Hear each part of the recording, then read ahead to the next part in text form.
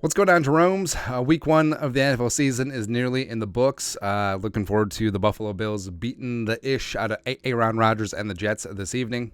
And again, my hatred runs more with Aaron versus the Jets. Not feeling the dumbest rivalry in sports history. Now, yes, the Vikings allegedly lost yesterday, but a lot of other ish went down on Sunday. So recapping what happened week 1, like waited all off season for football weekend and all that. All right, but around the league, so the Falcons outlasted the Panthers 24-10. Bryce Young's debut threw 2 interceptions, but with the Falcons, Arthur Smith hates your fantasy football team. He really does. So Kyle Pitts got some limited work, 2 catches, 44 yards. Drake London had 1 target, and he dropped it. And that was it. That's it.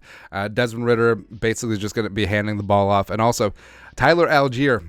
I knew this would happen. So everyone is all up in Bajon. But Tyler Algier ran for 1,000 yards last year, man. The pride of BYU. He's going to be the early down back, taking up work a la David Montgomery and Jahmyr Gibbs in Detroit. But Bajon is going to be fine. Falcons, I kind of like the Falcons. Sneaky pick for the NFC South. Actually, I feel like everyone's on them. But, the Panthers... I think the Panthers are going to be very close to the top of the NFL draft again, but also that kind of sucks because they trade all those first-round picks for Bryce Young, and that means that the Bears is going to get a high draft pick, but is what it is. Speaking of is what it is, the Bengals, no call, no show in a rainy Cleveland, so they lose to the Browns 24-3, and there's a lot of action down on the Bengals minus 2.5 because Joe Burrow had just got his contract. He said that he was healthy. He was good to go. He got benched. Like, his ass got benched as this game was out of control. Myles Garrett completely dominated this game and took over. Nick Chubb ran for $106 on the ground. Deshaun Watson and company get themselves a win. I'm happy for Stefanski. This is a big-time win. The Bengals are still the team to beat in the AFC North, in my opinion. They will bounce back from this game. But, actually, I was told that if you have a loss week 1, your season is over, so you should just tank.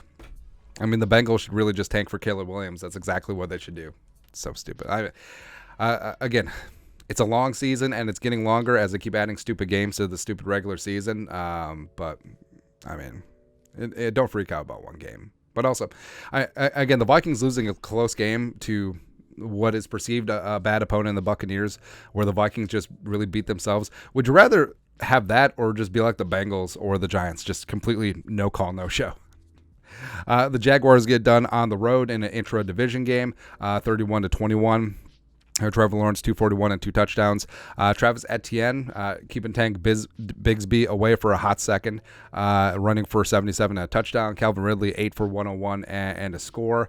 Anthony Richardson did have some nice plays in this game. He also had some interceptions, had a little bit of a scary moment when he was dinged up late in the game. But I think Richards is going to be fine, but I think this game says a lot more about the Jaguars. I have a lot of respect for Doug Peterson. I love me some Trevor Lawrence. I think that they've got weapons. I think that they're young, fast, and free on defense, and I think that Jacksonville is going to be a force going forward. Buccaneers, allegedly. Again, the Vikings, it's so weird that the offense let the defense down. And the defense played extremely well, under 250 yards allowed. But the Vikings, 3 turnovers and also 2 3-and-outs to finish the game. And it was just really frustrating. And it was a game that you thought that at any moment the Vikings could put their foot down and stomp the Bucs and get it over with. But it never came. And the Bucs, to their credit, they hung around and they got things done. The Tennessee Titans, that close getting it done down in New Orleans, where Derek Carr was very unimpressive in this game, threw for 305 and a touchdown. This is going to piss a lot of people off. So Derrick Henry and Tajay Spears, the 3rd-round pick from Tulane, a bit of a homecoming game for him. It was basically a timeshare. Like, it was a 2/3, 1/3 sort of situation. So that's something to monitor going forward. Chris Olave, the pride of Ohio State. Oh, the other Ohio State receiver, 8 for $112, getting things done there. But tough, grinded out, ugly win. Titans had a shot at the end, but didn't get it done. Niners going to Pittsburgh. I got this one completely wrong because I was buying into the Steelers hype. I was thinking that, okay, Steelers, you're without Kittle. Nick Bosa just showed up and got his contract, and you're completely going across the country. And I thought that this would be a much closer game. It was not. It was not. That Niners defense is still the best in the league, and Brock Purdy did just enough, and McCaffrey ran wild. Ayuk had 2 touchdowns and a $129 on 8 catches. It was just a bloodbath, man. Just an absolute ass kicking.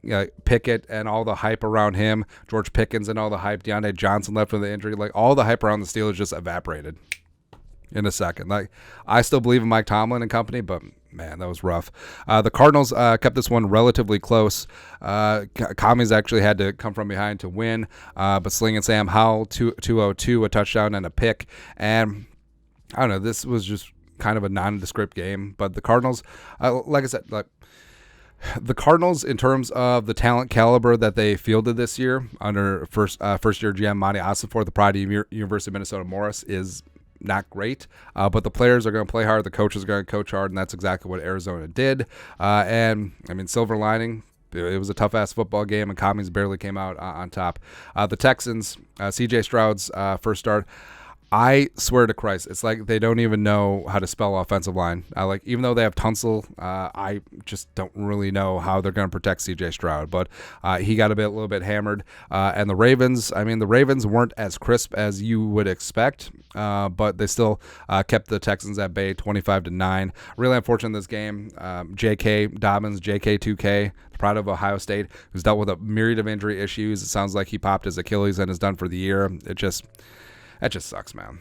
It just really sucks. You do feel really bad. Something I don't feel bad about is the Bears being exposed as frauds. So, on one hand, it's nice that all the narratives about, Justin Fields and, the Bears are going to take back the North and all that stuff completely falls flat on the ass. But also, I mean, the Packers, well, we can do a little judo here. So the Bears are ass, thank you, and they earned the number 1 overall pick last year for a reason. So the Packers only beat a very crappy team, so the Packers are also garbage. So there you go. It's easy peasy, lemon squeezy. But I mean, yeah, Justin Fields. The Packers do have a good defense, respect where it's due, but I mean, throughout most of this game, the Bears' offense just looked inept. It just really did. Aaron Jones, unfortunately, left this game with injury too, but 2 catches for 86 and a touchdown. Jordan Love allegedly had 3 touchdowns in this game, 2 to Dubs, who was limited, questionable going into this game with an injury. But I don't know. Am I ready to buy that Jordan Love is going to be the truth in Green Bay? Not necessarily. I mean, this Bears defense, as they switch to the 4-3 under Matt Eberflus, the IKEA toilet, is very Garbaggio. They can't get a pass rush. They can't stop the run, but other than that, they're really good. So, and then got the Raiders and the Broncos. So, I wasn't buying the Broncos being 3.5-point favorites. I was very happy to get all up on the Raiders, and it's not because I have love for Jimmy Garoppolo. I just really don't. But I mean, the Broncos were so terrible last year, and Sean Payton is supposed to be the savior, but he's not, and they have issues at wide receiver. I think Russ is completely washed. Javonte Williams has come back from injury, and I mean, it is what it is. The Broncos roster is not as talent rich as you would want under a GM who's been there a number of years. Our guy, former Vikings assistant GM, jumping George Payton. So this is a very untalented Broncos football team, and the Raiders did just enough to get it done. Also, Jacoby Myers, free agent pickup from the Patriots, in his first game against the Raiders, even though it was so hilarious. He of the backwards lateral to Chandler Jones fame, he has 9 catches for 81 and 2 touchdowns. He gets it done on the road versus, well, I mean, PS2 was taken up by Devontae Adams, so it's kind of understandable why Myers got loose. Eagles and the Patriots. So this is a lot closer game than you would think. Now, the Patriots started off very much booty, and the Eagles got off to a 16-point lead, including a pick 6 on Mac Jones' first throw. But the Patriots clawed their way back in. They had a shot to win at the end. It just didn't come to fruition. And the Eagles are tough, man. The pass rush is still there, but the Patriots do have a good defense, and there was a little bit of rain, but I mean, the Eagles' offense in the second half was contained. It really was after that fast start. So I don't think all is lost going into Thursday Night Football. Like, I don't think that the Eagles are going to shellac the Vikings like 40-0. I think it will be a tough-ass game, but I think it's one that the Vikings can certainly hang and bang in. Chargers and Dolphins. Now, this is the one. This is a game. there's a game every year that you'll just rewatch for fun. I mean, this one was it, where this game had everything. 7 lead changes, Tyreek Hill going off, Tua proving all the haters and the losers wrong. That's right, man. So 36-34, Tua throws for 466 and 3 touchdowns. Eckler goes for 117 and a touchdown. Tyreek 11 for 215 and 2. It was like watching a video game, man. Like, it was like watching Big 12 football at its finest, and it's just really fun. Just really fun game between two teams with up-and-coming quarterbacks. Well, I think Herbert is there. Tua, if he can stay healthy, will also be there. And two teams are on the rise in the AFC. So really, really fun matchup. And then a very unfun matchup was the stupid. All right, so I was heavily invested on the Seahawks, the -4.5, but then the Rams decided to show up without Cooper Kupp, and we're just like, whatever, whatevs. And Pua Nakua, the BYU wide receiver, going for 100 yards and 10 catches. It was just ridiculous. Stafford turned about the clock. Tutu Atwell, the pride of Louisville, all 5'2" of them, going for 6 for $119. It's just, I don't know how they did it, man. And the Seahawks just really crap themselves. Like, so I feel like the Seahawks and the Vikings are on a similar plane. If you're a Seahawks fan, you got to feel way worse about your team than the Vikings today, because the Vikings beat themselves. Seahawks got their ass kicked at home by a Rams team which is on paper relatively deficient. And also relatively deficient is a stupid Giants. So again, all of the hype, Dayball, the reigning coach of the year, Daniel Jones getting $40 million per year, them not really paying Saquon. Oh, Darren Waller, he's going to transform the Giants offense. How do you score 0 at home, bro? I mean, also, it was hilarious. So you're marching down the field, you're thinking about getting a touchdown. All right, we'll settle for 3, and then that field goal gets stuffed right in your face, and then they run it back. Like, I would enjoy this so much more if it was like the Jaguars or the Dolphins or something, like beating the Giants' ass. But the fact that it's the Cowboys tempers it a little bit. But again, hey, at least we scored 3 when the Cowboys put up 40 points on us in our building last year.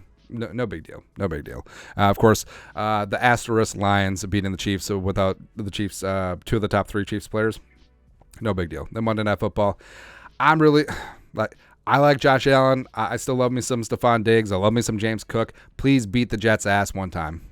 And what's the line on this? Buffalo -2. Probably should be a pick 'em, but there you go. Anyways, that's it. Let's look at the rest of the games week 1. Again, baby, don't cry. Got to keep your head up. That's right, man. Anyways, let us know your thoughts and our thoughts in the comment section below. Subscribe for daily Vikings takes. Want to support the work? Put a little something in the Venmo. But till next time, Skol, production value.